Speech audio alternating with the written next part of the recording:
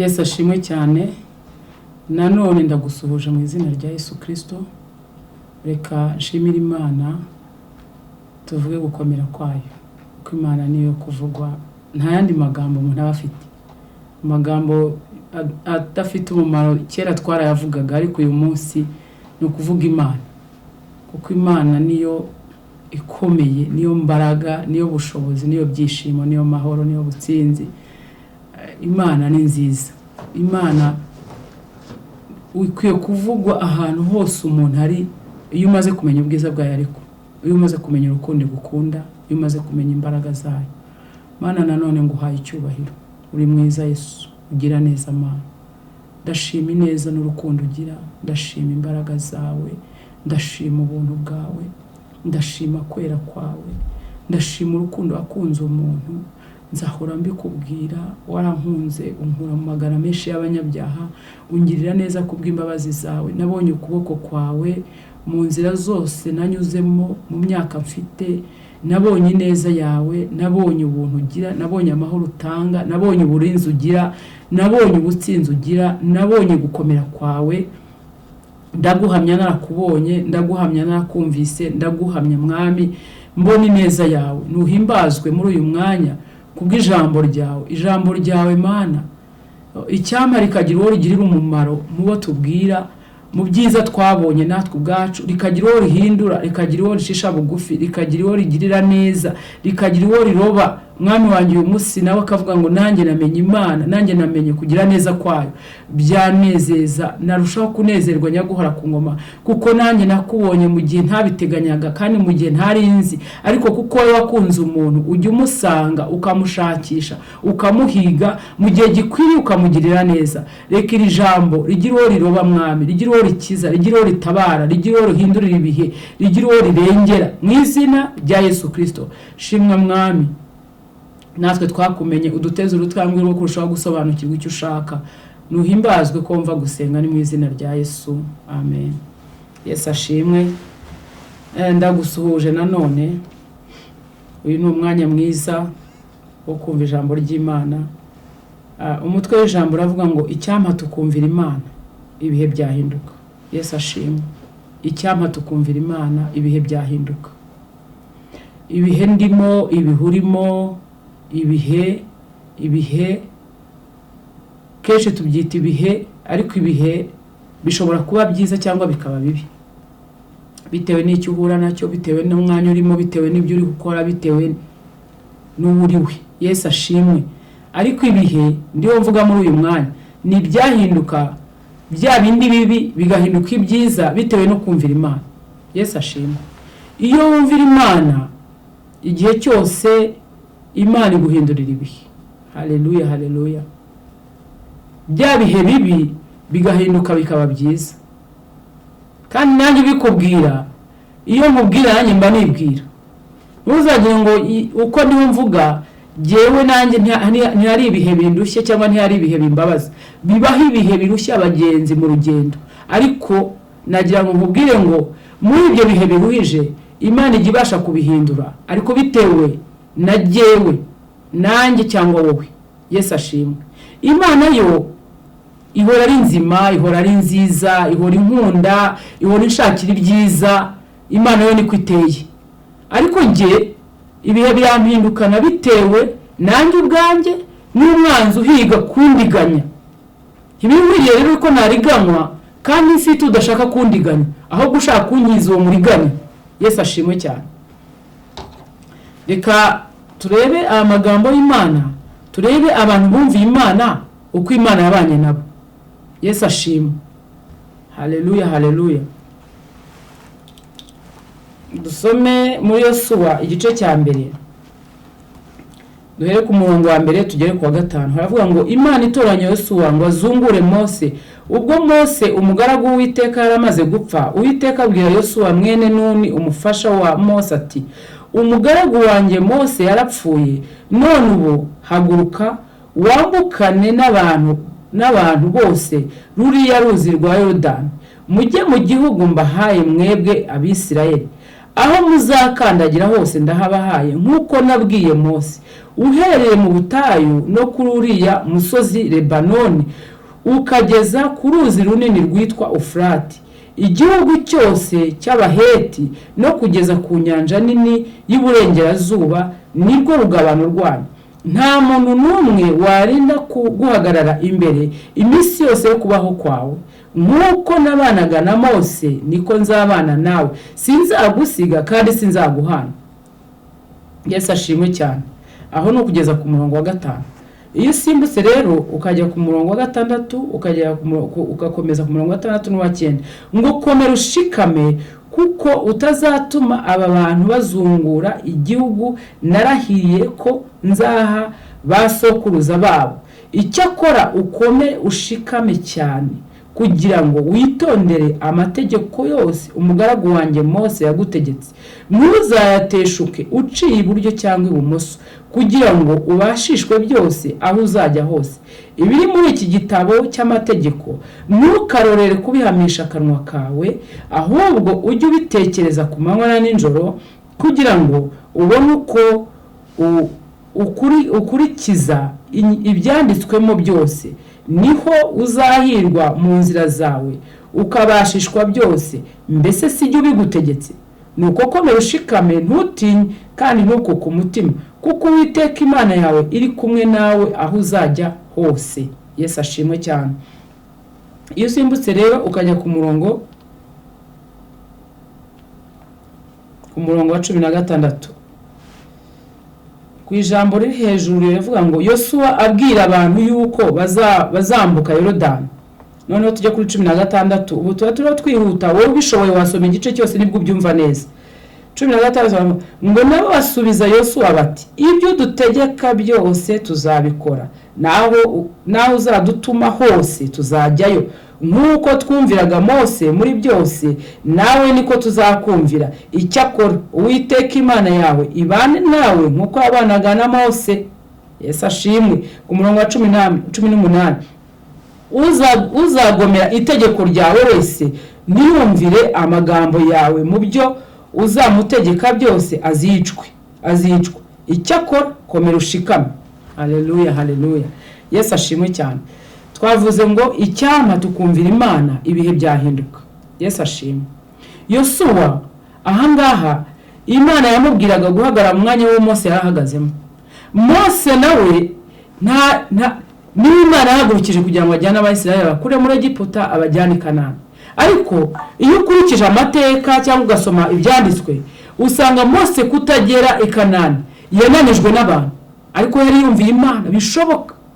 Yesu ashimwe cyane. Agera igihe arababara, ananirwa kwihangana. Rimwe na rimwe arigenda bitekerezaho nkavuga ngo ariko subu twebwe umuntu wakwihangana kuruta Mose ninde?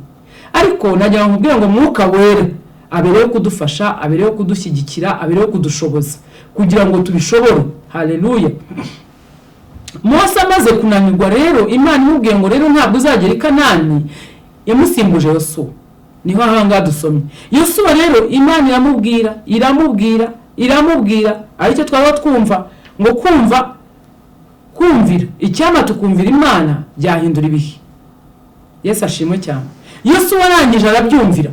Yosuwa arangije ahangaha Imana ihagarana nawe iramubwira ngo Yosuwa we nzabageze i Kanani, genda uyobora abantu ubabwire ibyo nshaka, kandi komera ushikame, kandi uko nabanaga na Mose niko nzabana nawe, umvira ibyo nkubwiye maze ugende imbere y'ubwoko bwanjye. Ngo arangije tugeze ahangaha ku murongo wa 10, ngo arangije ngo aragenda abwira abakuru b'abandi abasobanura icyo Imana yamusabye. Arangije Yosuwa barangije nabo ngo baramubwira. Niho handi ha 16 twasomye ngo baramubwira ngo umva tugiye kukumvira nkuko twumviraga Mose, ariko nawe Imana izahagarane nawe. Imana uko yabanaga na Mose ariko izabana nawe. Yesu ashimwe cyane. Haleluya. Bisobanura ngo Imana ibana natwe mu gihe cyose twayumviye. Yesu ashimwe. Hari amagambo ahangaha nshaka kugira ngo dufatanye nasobanuye numva Umwuka we yamfashije gusobanukirwa. Mbere yuko twumvira nuko uba wumvise icyo ubwiwe. Yesu ashimwe. Iyo ni ijambo rya mbere. Mbere yuko wumvira, kumvira no gushyira mu bikorwa icyo ijambo rikubwiye niko kumvira. Ariko noneho kubanza kumva n'icyo ubwiwe. Mbere rero yuko wumvira ni uko uba wumvise icyo ubwiwe. Iyo wumvise urumvira nicyo wagahise ukora, ni ugushyira mu bikorwa. Noneho kumvira rero ni ugushyira mu bikorwa iki jambo rikubwiye. Nuko Yosuwa yahise ashyira mu bikorwa kujya gushaka abakuru b'imiryango kugira ngo babwire icyo Imana ibategetse.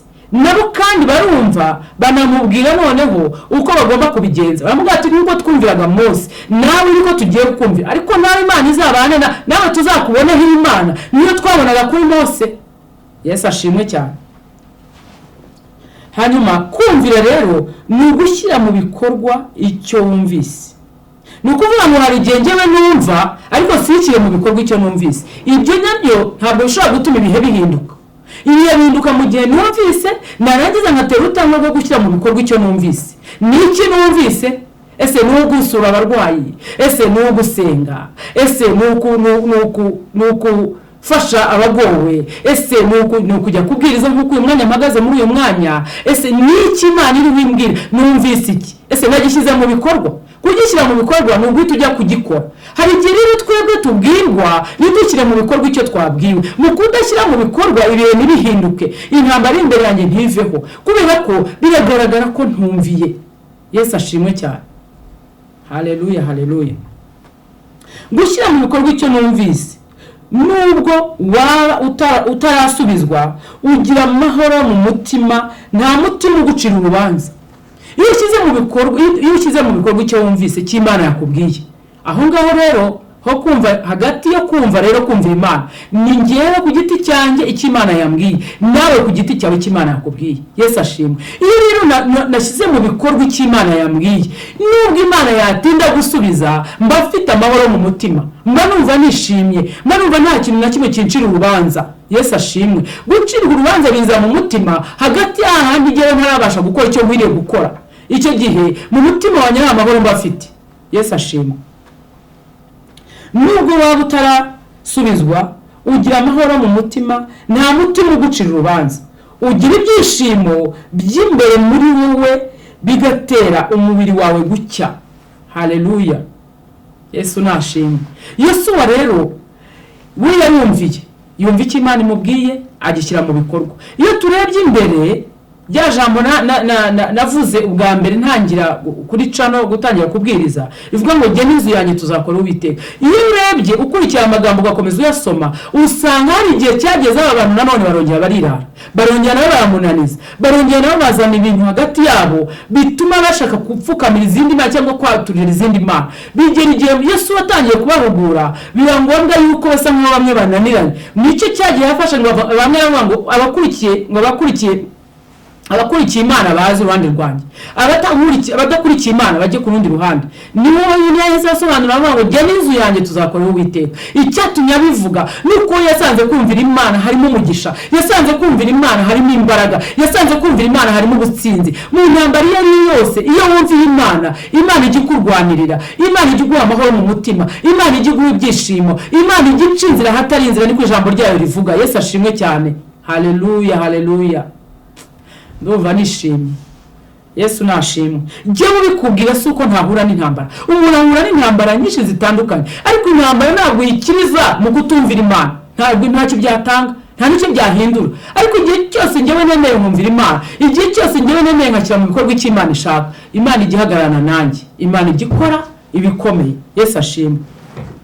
Haleluya. Reka dusome muri Zaburi.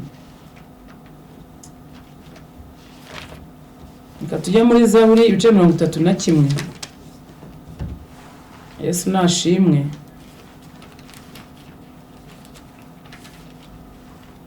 Ibice 31 umurongo wa 20. Aravuga ngo rega kugira neza kwawe ni kwinshi, uko wabikiye abakubaha, uko wakoreye abaguhungiraho mu maso y'abantu. Haleluya. Kugira neza kw'Imana, kugira neza kw'Imana, uko abikiye abamwubaha. Yesu ashimwe cyane. Mu kumwumvira ugashyira mu bikorwa icyo Imana yakubwiye cyangwa yambwiye, tuba tumwumviye, tuba tumwubashye. Icyo gihe nawe ntadutererana, nawe ntandeka, ahagarana nanjye, kuko niwe ushoboye intambara iri imbere yanjye, niwe ushoboye ikibazo kiri imbere yanjye. Sinzi ikibazo kiri imbere yawe inshuti yanjye, ntabwo nzi amarurira, sinzi uburwayi ufite, sinzi, ariko warabizi byose, nta na kimwe atabona. Yesu ashimwe cyane.